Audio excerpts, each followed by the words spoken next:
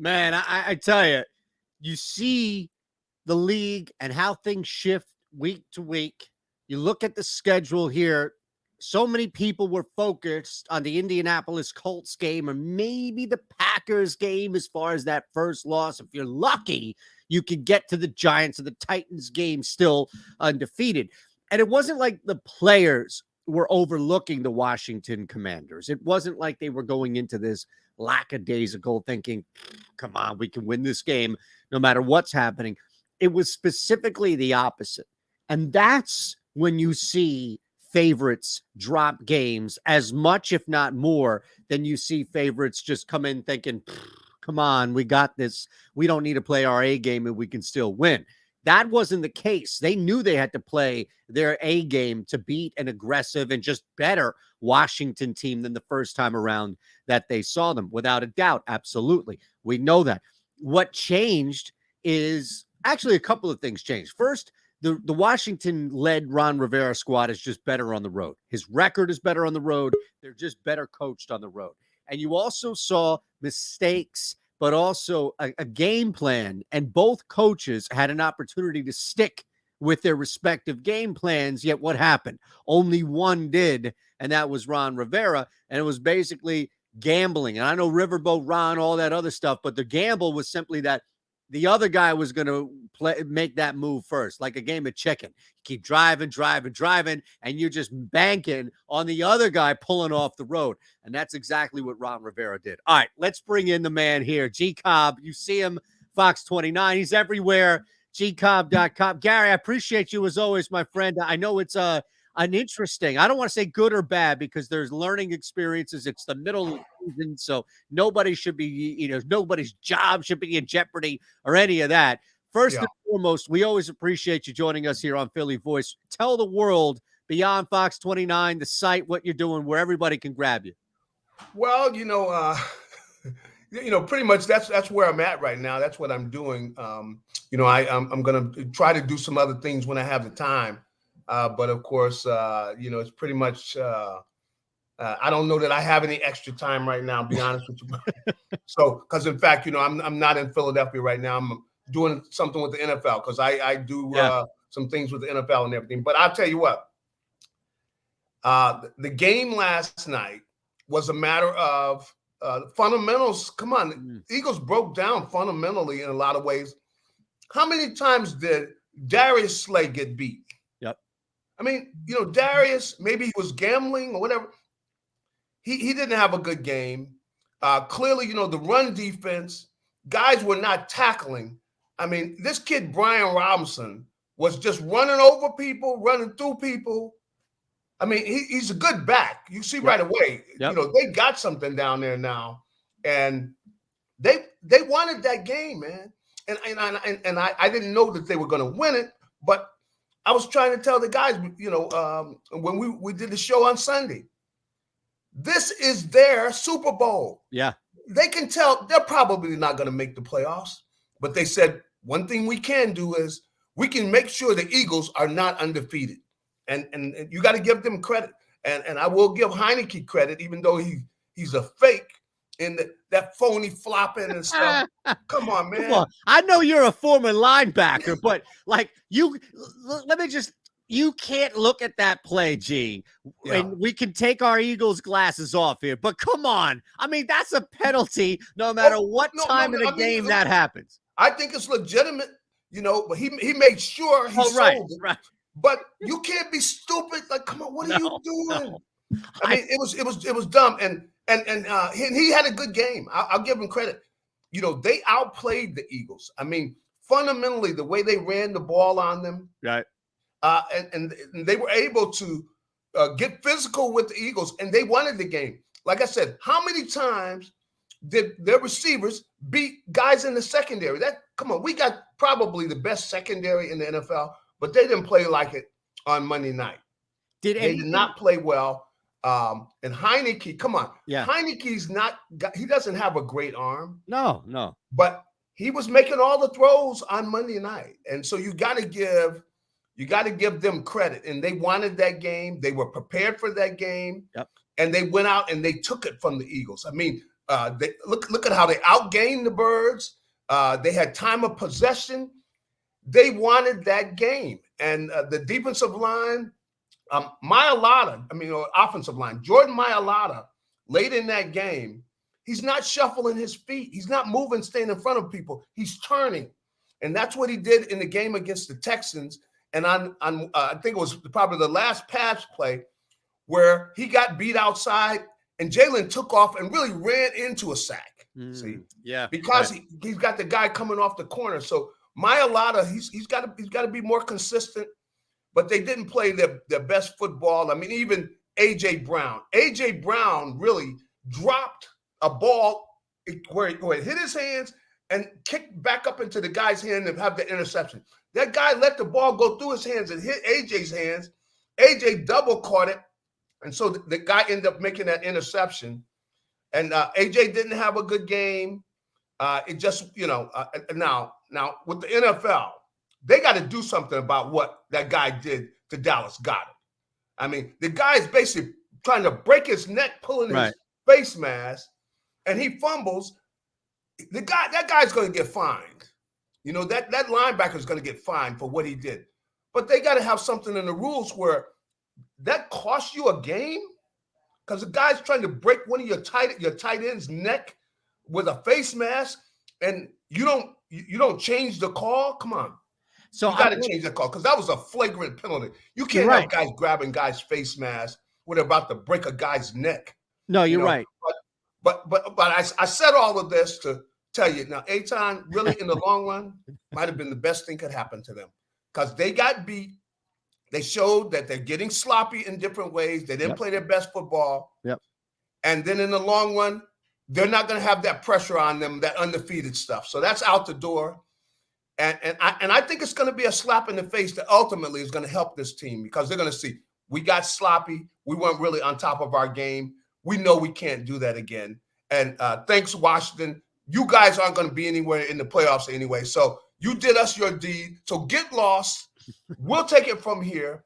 And I think they're going to have I think it's going to end up probably being a good thing because it's going to wake those guys up because they've got the people to get the job done. They just got to be ready to play and play at their best. And I think this will be a kind of a, like a cold slap in the face where you got a buddy of yours. You say, hey, man, wake up. Slap him in the face. That's what Washington did for the Eagles, I think. All right. So the one area that I don't know, and I'm going to ask you not knowing or not really having a lean on it, that I'm not convinced is just going to be fixed. And look, you have a schedule now of some pretty tough guys, some pretty bad dudes on the ground that love contact. These aren't guys that are trying to get away from you. These are guys that will put their shoulder down. They're old school, right? Like, okay, you want to bring it, you're going to have to bring me down. With that said, I don't know, G, if the run defense is just this bad or if it was part of the whole team that was playing sloppy and now they're just going to be more focused because 50-50 of me thinks, hey, they've been getting beat on the ground all year. They've just been better than the other team, and it hasn't mattered as much. If that's the case, Jonathan Taylor, A.J. Dillon, Aaron Jones, right? You've got coming up with Saquon Barkley, Derrick Henry's right around the corner. Woo. So this ain't going to be easy all of a sudden now. Man, you just hit it with a list of guys. They're all the next couple of weeks. Well, they're going to be challenged here, and I look at Kazir White. Kazir White is a great athlete and everything, but the challenge for him is trying to play linebacker against the run. Against the pass, he's outstanding. But against the run, it's a challenge because he's really a converted safety. So that's where, I could understand people, saying, hey, we're going to run the ball against the Eagles. And that's what Washington did. They weren't just running up and down the field, but they bruised them and they were able to control the game by running the ball. So that's what the Eagles are going to get. They need to get the kid back in there. They need to go back to, that 5-man front where they got Davis there in the middle. That's right. And I think that's their best run defense. And guys have just got to bow up their neck. You got to have better play out of Fletcher and some of those other guys on that defensive line. especially those defensive tackles. They got to get physical and outside as well, those defensive ends. But they got to play better than that because they are going to be challenged. People have finally seen that this is the way you beat the Eagles. So everybody's going to go to that. And I can't guarantee you that they're going to come out shining, especially with the way that teams have just discovered, hey, you can run the ball against these guys. It's going to be a challenge because that's really not the strength of their game. You know, the best part of their defense is probably their secondary, you know, and the defensive line, they would rather be trying to rush the passer. Yep. But they got to play better. And even if they got to put the younger kids in there, if they got to get bigger, they got to know teams are going to run the ball on them. Because you keep the ball away from the offense as well. Yeah, so that's the interesting thing. And I wanted to get your thoughts on this, G, real quick before you get out of here. And always appreciate you just building bread with us and talking about what's going on and trying to get a little deeper with it. But what happened last night, Monday night, kind of reminded me of what's been going on with Kansas City, where our old friend Spags out there has almost had the benefit of other coaches making mistakes. What I mean by all of this is that when you look at this run since Mahomes has been there, really, and that defense on the other side, they've been really bad as far as stopping the run, but teams don't really run against them. Why? My theory is that they look on the other side and they say, we don't care about Clyde Edwards-Helaire. We got to outplay Patrick Mahomes. So we got to drop 3 and out, because the mentality's got to keep up with this offense. So the Eagles, I think, have been benefiting from that up until Monday night, where old Ron Rivera was just like, we need to run. So you're right. Like, the book is out, and I understand on paper, but I do wonder if just seeing Jalen Hurts and that other side, if the offense is cooking, I do wonder if opposing coaches kind of revert back and abandon the run, because that might be the best thing that could happen to Jonathan Gannon this year. Well, you know, I'll tell you that what happens is a lot of it has to do with the offense too, because if the Eagles jump out to a lead, you have no choice. You got to start throwing the ball. But I will give Rivera credit, though. Yeah. It's probably not wise to just start throwing the ball too much, even if you fall behind the Eagles. Yeah, because you're not going to have success. Because if you turn the ball over again, then you're done. You know, you really put yourself. You know, if they build a big lead now, you got to throw the ball every play. So you are going to see teams run the ball against the Eagles, even if the Eagles do have a lead. They're going to run the ball. They figure we can keep this thing close. And maybe we can come back, and in the fourth quarter, we can steal it. I think that's the way teams are thinking, and that's what you're going to see, because I think that's the only formula for beating them.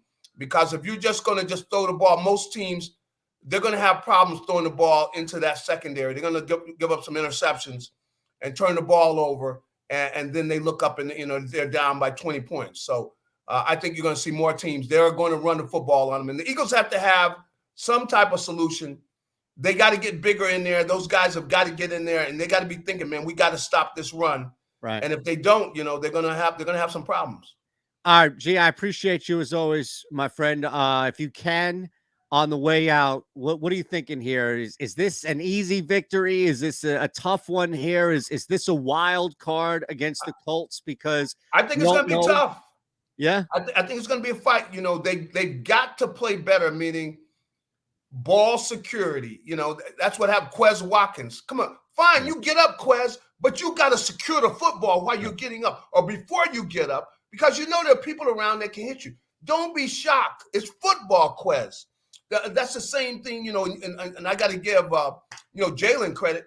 They emphasize it to Jalen. When you're in there and you're in the pocket, some quarterbacks, they don't realize you got 4 guys rushing the passer. If you're in the pocket, you could get hit from the back, or you could get hit from a guy from the side. You got to have 2 hands on the football. So they got to, just stay away from turnovers, and I think they'll be fine. But they got to tighten up that run defense, no doubt about it, and start tackling better. G, appreciate you, brother. We'll see you on Fox 29 soon. All right, have a good one. Garry Cobb, always a pleasure, man. Always appreciate G popping in. We learn from Jay. We laugh with Jay, and we try to break it down here as well across the board on Post Flight. And that's where I think we look at Indianapolis and try to take away from what happened with the Philadelphia Eagles and look at the two games that I think are the most important. Giants to a lesser extent. I don't want to overlook this Giants game, but you've got two teams in the Dallas Cowboys and the Philadelphia Eagles, and no more G, so I can take these off. But you've got two teams right now in Philadelphia and Dallas who are looking to overcome bad losses, just really bad losses. Dallas loses. Granted, it's on the road, but I'll get to that as far as why it's a worse loss. On the other hand, you have the Eagles where you're just balancing, right? You're balancing the fact that it's a long season. And the more you go into this season, the deeper this run of undefeated Philadelphia Eagles team is, the more you have, or at least the wider that target is on your back. So that's a big issue. And that's a big problem to overcome. So otherwise, now that you have this sense of relief, and I'm not saying it's a good thing. Don't get me wrong. There's a difference between saying it's a great thing that the Philadelphia Eagles lost. I'm not saying that at all. I know G said that. I know a lot of people have said that. It's a good thing. This is the best thing that, well, actually, no, to take it back, G said this is the best thing that could have happened to them. I think there's a difference there too. I think I'm not even playing semantics here. It's not saying that, oh, they needed that. It's that the way in which they lost, they were sloppy. And they weren't sloppy because they thought chest out, they can do it. They were tight. You don't go into a division game like that, taking on a team in Washington in the middle of the season thinking Jalen Hurts deserves way more respect than that, as does everybody else. But what we saw was more a matter of we can do this no matter what. We can overcome mistakes. That's where the complacency came in. That's where I think Philadelphia differs from Dallas in overcoming a loss. Philadelphia responds, returns to the field with an opportunity now to do what?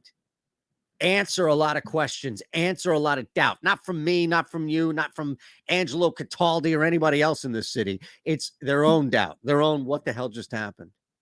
And it's much easier to self-scout and self-reflect following a loss like that, where it was not bound to happen so much as it was bound to happen the way in which you were playing. That's what was going on. And it was amazing that the Eagles were the last team standing to avoid mishap after mishap, and it resulted in a loss. So moving on to Indianapolis, yes, it's going to be a tough game. Yes, it's going to be a tight one. Yes, the Philadelphia Eagles have to work, but they're definitely going to look sharper. I can't make that same assessment with Dallas. Dallas poured everything into that football game. It wasn't about Aaron Rodgers. It was about Mike McCarthy and trying to win one from Mike. And you know what happened? They lost one. They lost for Mike McCarthy. That was deflating. That's the worst regular season loss they're going to have all season. Outside of a loss that may knock them out of playoff contention, that right there in Green Bay, that could be a ripple effect. That could be a bowling ball now downhill, picking up steam. Would it shock you if they went into Minnesota? I mean, the favorites on the road to go on and beat Minnesota. That's not an easy loss you overcome. I'm sorry. Hey, we appreciate you rolling with us. Hit that thumbs up button if you haven't already. Make sure you subscribe as well. We have a couple of cool shows here, from Post Flight to Philly Voice Sports Bet on the Philly Voice YouTube channel. So thank you. Go Birds. Don't worry. 21-13 Philadelphia Eagles will beat the Colts.